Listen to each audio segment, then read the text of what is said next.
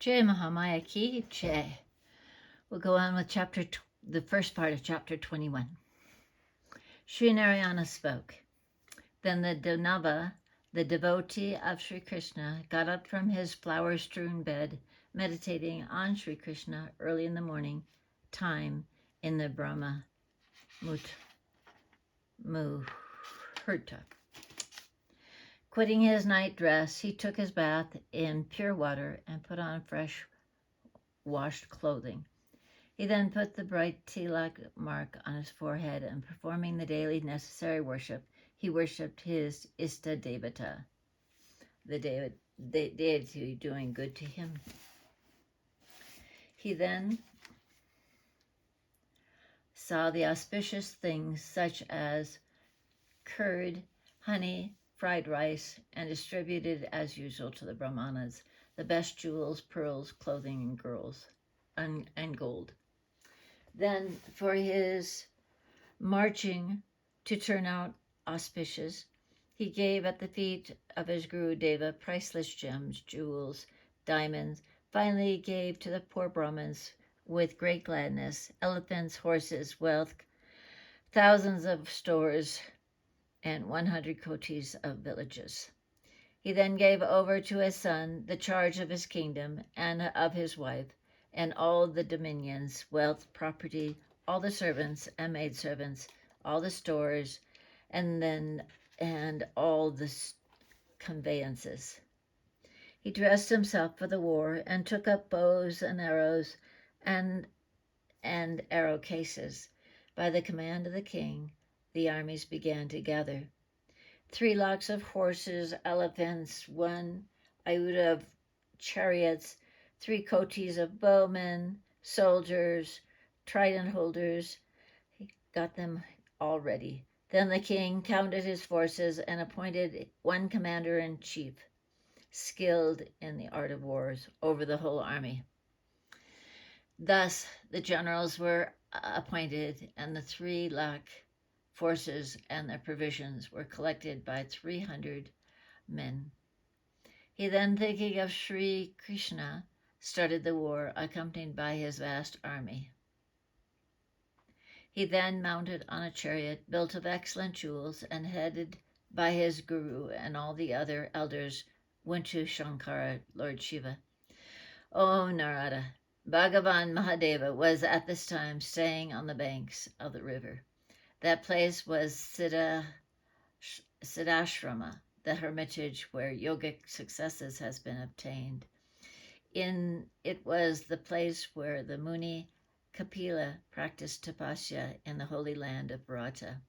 It was bounded on the east by the western ocean, on the west by the Malaya Mountains, on the south by the Sri Saila Mountains, and on the north by the Gandharmandana Mountains. It was 5 yojana wide and 100 times as long.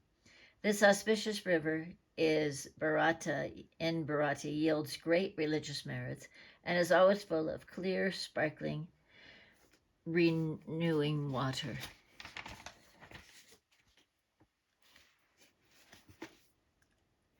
She is the favorite wife of the salt ocean, and she is very blessed.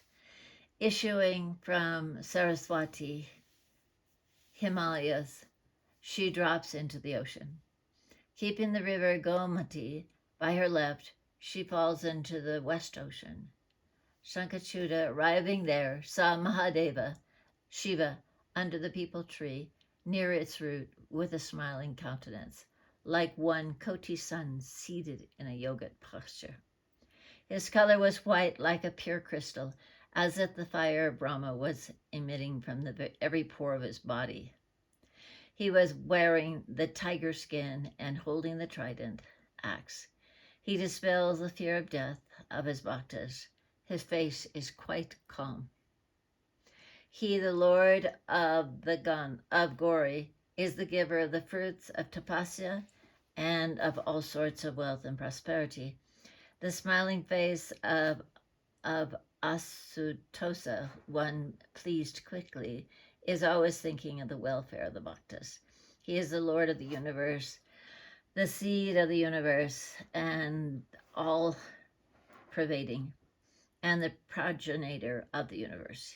He is omnipresent, all pervading, the best in the universe, the destroyer of the universe, the cause of all causes, and the savior from the hells.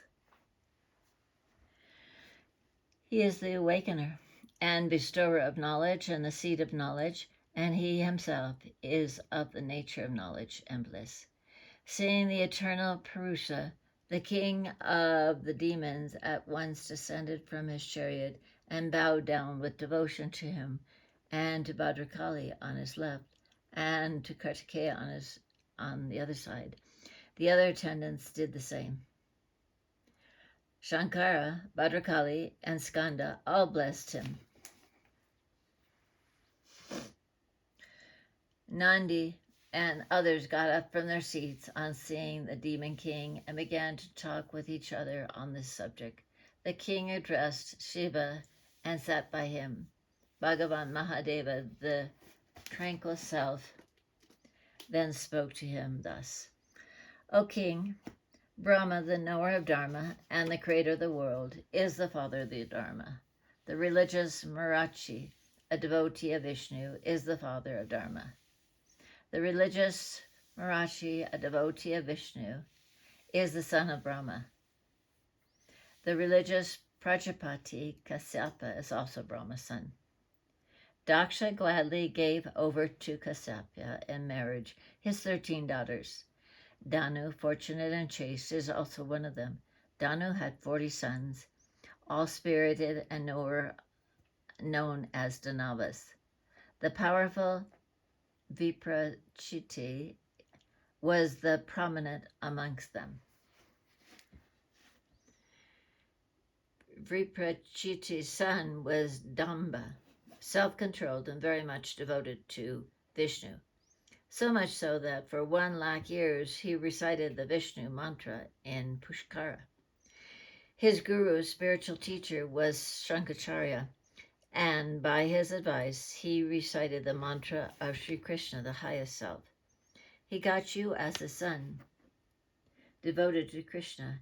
In some former birth, you were the chief attendant, Gopa of Krishna. You were very religious. Now, by Radhika's curse, you are born as in Bharata, as the lord of the demons, powerful, heroic, valorous, and chivalrous. All the things from Brahmas down to the blade of grass, the Vaishnavas regard as very trifling, even if they get Sarsti, Sayayua, and blessings of Hari. They do not care a straw for that. Without serving Vishnu, they do not accept those things, even if those are thus thrust upon them. Even Brahmahood and immortality, the Vaishnavis count for nothing. They want to serve Vishnu. Indrahood, manhood, they do not care.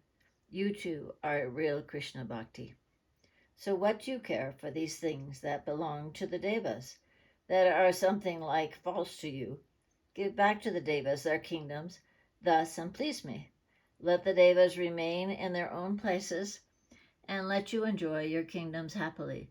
No need now for further quarrels. Think that you all belong to the same Kasyap's family. The sins that are incurred, for example, the murder of a Brahmin, are not even 1/16 of the sins incurred by hostilities amongst the relatives. If, O king, you think that by giving away to the Devas their possessions your prosperity will be diminished, then think that no one's days pass ever in one and the same condition. Whenever Prakriti is dissolved, Brahma also vanishes. Again he appears by the will of God. This always occurs. True that knowledge is increased by true tapasya, but memory fails then. This is certain. He who is the creator of the worlds does his work of creation gradually by the help of the knowledge. In the Satya Yuga, Dharma reigns in full. In the Treta Yuga, 1/4 is diminished. Again, in the Dwapara Yuga, only 1/2 remains, and then in the Kali Yuga, only 1/4 remains. Thus, Dharma gets increased and decreased. At the end of the Kali, the Dharma will be very feeble, as the phase of the moon is seen very thin on the dark night of the moon. See again, the sun is very powerful in summer, not so in winter, as at midday the sun is very hot. It does not remain so in the morning and in the evening.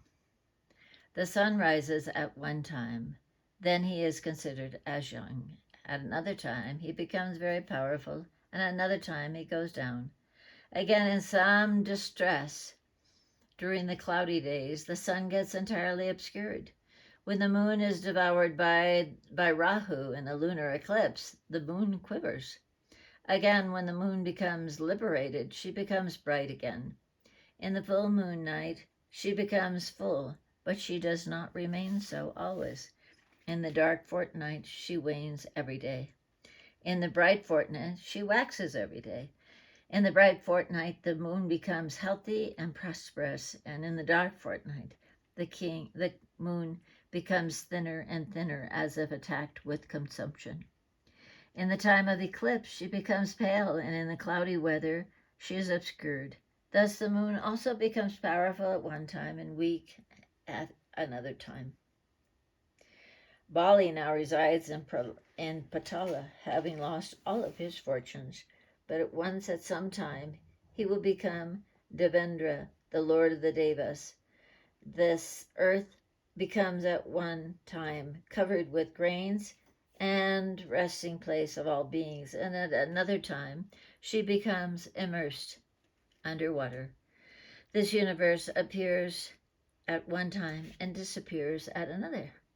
Everything moving or unmoving sometimes appears and again at other times disappears. Only Brahma, the highest self, remains as the same.